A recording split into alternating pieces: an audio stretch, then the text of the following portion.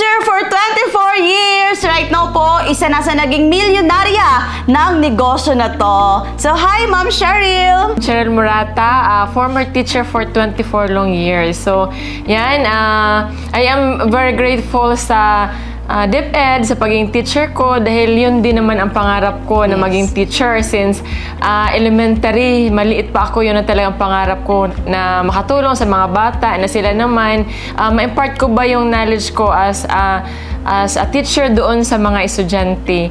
Pero dumating din sa point na yun parang ko ba na hanggang dyan na ba lang ako, na hindi na ako nag-grow financially, parang nagra-rat race na lang ba, na-trap sa rat race na trabaho, sahod, bayad sa bills and utang, kaya syempre marami-rami din ang naipon na utang, hanggang naghanap talaga ako ng community na makatulong sa akin na mag-grow financially and makapag-change ng personality ko, na hindi lang yung pagkatao ang ma-change ko, pati bulsa ma-change din. Totoo. So, Ma'am Cheryl, sa 24 years mo ng pagtuturo, magkano yung net pay mo? Ayan na, net pay reveal! Ayan na!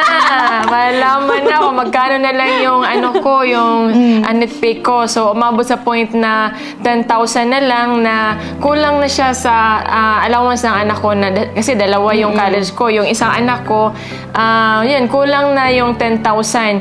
Kaya, lagi na lang nag-loan na napuno na ng London. London Bridge is falling down. London Bridge is falling down. Yun, na-realize ko na hanggang kailan ba ako mangungutang? Tama. Na hanggang kailan ba ganyan na lang ang buhay ko, na umaasa na lang, na nagka-count na lang ba ng mga months na pwede na din makareloan. Kaya yun, ang turning point ko din is ayoko na ganyan ang buhay, na yun din ang mapasa ko sa mga anak ko, na sa pagiging empleyado, syempre fix man yun ang kita. So, gusto ko din na hanap ng opportunity na maano naman, at this time, kikita naman ng mas malaki-laki na deserve ko talaga. Yes. Na mas doon may value ako as a person. Yes. And alam niyo po ba, si Ma'am Cheryl, she's a Bisaya. So, halata naman, no?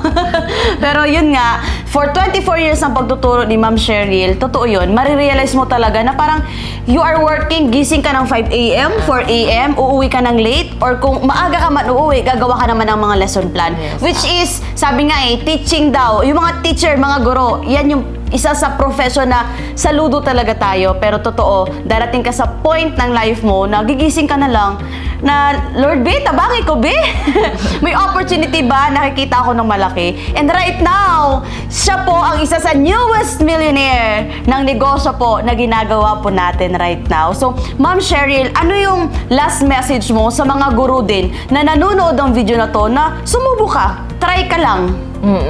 Yun, ang masasabi ko lang sa mga teachers like me na mag-try, sumubok ka lang. Kasi ako lang din, sumubok lang din. Pero yun, kahit medyo maedad na, pero hindi yun naging hadlang na maging successful ako. True. Hindi ko tiningnan, hindi ako marunong, hindi ako techie, kasi lahat naman pwedeng mapag-aaralan. Correct. Diba? So, yun, kung ikaw na gusto mo din magbago estado ng buhay mo, yung bulsa mo, kaya, yan, try ka.